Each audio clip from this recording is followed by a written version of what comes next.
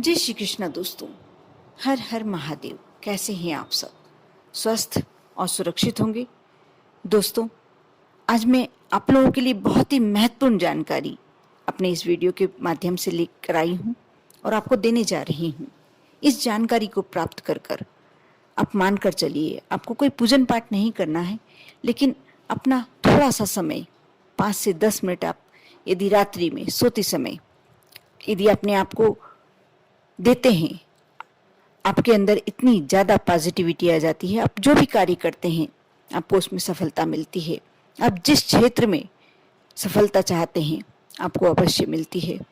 कारण इतना है कि सफलता हमें तब मिलती है जब हम अपने आप को अंदर से पूरा तरीके से उसके लिए तैयार रखते हैं। वह व्यक्ति जल्दी असफल होता है जिसने पहले ही अपने आप को फेल घोषित कर दिया हो, असफल घोषित कर दिया हो। और सफलता उसी को मिलती है जिसके अंदर इतना कॉन्फिडेंस होता है कि वह सफल अवश्य होगा। और ऐसा व्यक्ति सफल हो भी जाता है क्योंकि जो अंदर की ऊर्जा है, जो अंदर की पॉजिटिविटी है, उसका पूरा पूरा साथ देती है। इसलिए आज जो मैं वीडियो में बताने वाली हूँ, आप मान कर चलिए, आपको ये जानकारी अवश्य होनी चाहिए। आपको ही नहीं, यदि आपके बच्चे पढ़ाई कर रहे हैं, कोई बड़े कॉम्पिटिटर एग्ज़ाम की तैयारी कर रहे हैं, उसके साथ भी आपको यह वीडियो अवश्य शेयर करना चाहिए।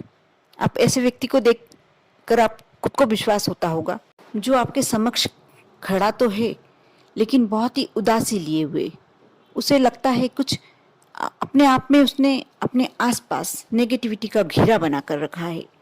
पूरी पूरी सोच यही है कि मैं इस कार्य में हाथ डालूंगा। कार्य शुरू करने से पहले ही वह अपने आप को असफल घोषित कर देता है और वह व्यक्ति कभी सफल नहीं हो पाता। और इसके विपरीत आप यदि ऐसे व्यक्ति से मिलकर देखना जो पूरी तरीके से पॉजिटिविटी से भरा हुआ है, सकारात्मक ऊर्जा उसमें कूट कूट कर भरी हुई है। वह कार्य शुरू करने से पहले ही, सुनकर ही वह अपने आप में एक विश्वास लाता है कि नहीं, मैं करूँगा भी और सफल भी होकर दिखाऊंगा। और वह व्यक्ति सफल हो जाता है क्योंकि उसके साथ पूरी तरीके से उसके शरीर के जो पॉजिटिविटी है कार्य करती है। और ऐसे व्यक्ति का साथ जितने भी देवी देवता, जितनी भी अदृश्य शक्तियाँ सभी साथ देती हैं। आपको शायद जानकारी ना हो कि आपने कभी गायत्री मंत्र बोलकर या सुनकर देखा है? अपने आप में कैसा लगता है कि पूरा ब्रह्मांड हमारे साथ यह मंत्र बोल रहा हो। कभी बोल कर देखना। आप एकांत में बैठे हों, अपने आप को बिल्कुल रिलैक्स छोड़कर, अपनी एक आसन बिछाकर और आलकी पालकी मानकर बैठकर आप कभी थोड़ी देर 1 मिनट भगवान में ध्यान लगाकर इस मंत्र को पूरी तरीके से तल्लीन होकर बोलकर देखना। आपको लगेगा कि आप में कोई बहुत ही अधिक ऊर्जा आ गई है, बहुत ही ज़्यादा सकारात्मकता आपके अंदर प्रवेश कर गई है। और उसके बाद आप उठेंगे, जब कुछ कोई कार्य करने के लिए जाएंगे, आपको लगेगा कि आपके साथ बहुत सारी शक्तियां हैं जो आपका साथ हमेशा सफल होने के लिए देंगी। दोस्तों, आपको करना यह है कि आपकी दिन भर की दिनचर्या जो भी रही हो, यदि आप पुरुष हैं और दुकान पर जाते हैं या जॉब पर जाते हैं, नौकरी पेशा है, नौकरी पर जाते हैं, आपने वह कार्य किया, ठीक है।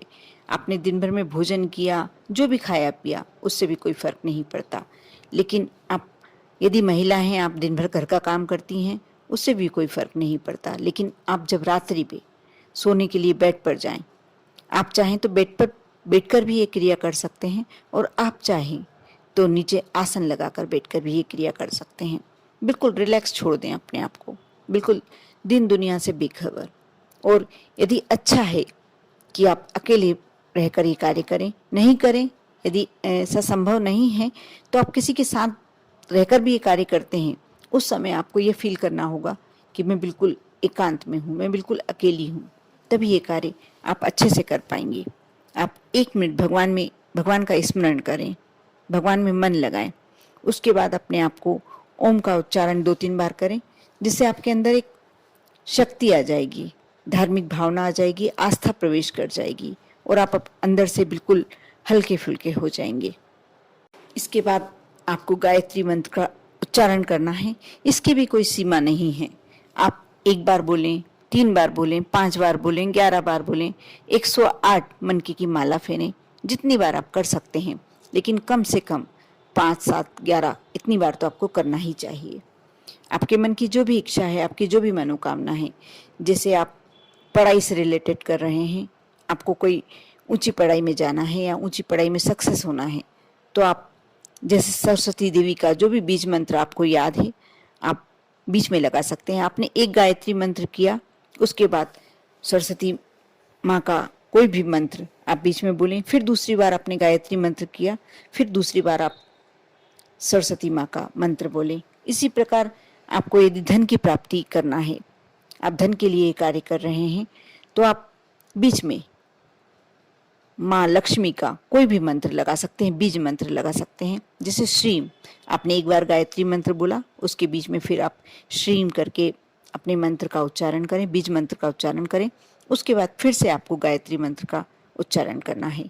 और आपको ऐसा है कि कोई भी ऐसी इच्छा, घर में शांति, तनाव समाप्त होना, या हमारा परिवार सुखी रहे, इससे रिलेटेड कोई कामना करनी है, या आपको कोई स्पेशल किसी देवी माँ का बीज मंत्र नहीं आता है या नहीं बोलना है, सबसे अच्छा आप एक बार गायत्री मंत्र बोलें, उसके बाद ओमकारा का उच्चारण करें। जैसे ओम करके आपको उच्चारण करना है थोड़ी देर तक, जब तक सांस आप अंदर लेते हैं और जब तक सांस छोड़ते हैं, तब तक लंबा आपको उच्चारण करना है।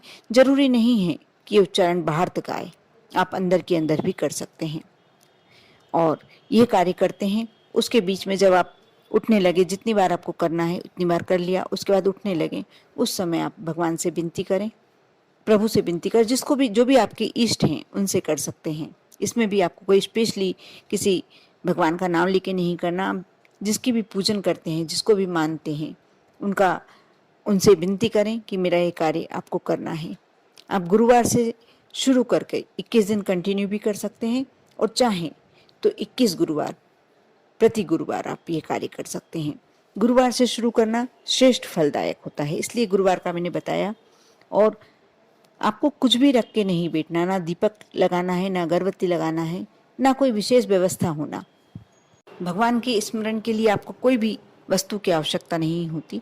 लेकिन हाँ, इस बात का आपको ध्यान रखना होगा कि आप भले ही भगवान का स्मरण कर रहे हैं, लेकिन मासिक धर्म में आप ना करें। यदि आप महिला हैं और मासिक धर्म में हैं, तो आप ये कार्य ना करें, क्योंकि यह पवित्रता भरा हुआ कार्य है और पवित्रता से ही करना चाहिए।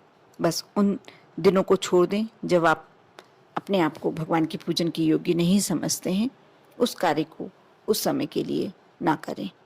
और यदि आप पुरुष हैं तो 30 दिन कर सकते हैं।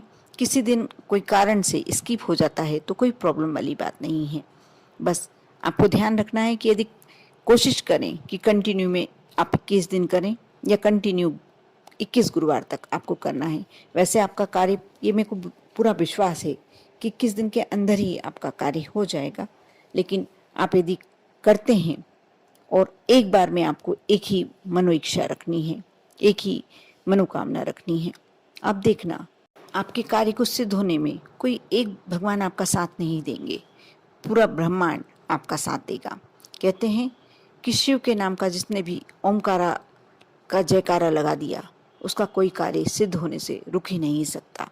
और अपने आप को आपको लगता है कि बहुत ज़्यादा तनाव में रहने लगे हैं और कुछ लगता है कि शांति होना चाहिए, तो आप अपनी शांति के लिए भी कर सकते हैं, अपने आप को रिलैक्स महसूस कराने के लिए भी कर सकते हैं। कर देखें, बहुत ही छोटा लेकिन बहुत ही सुंदर उपाय है। भगवान को याद करने में कोई परेशानी होनी ही नहीं चाहिए।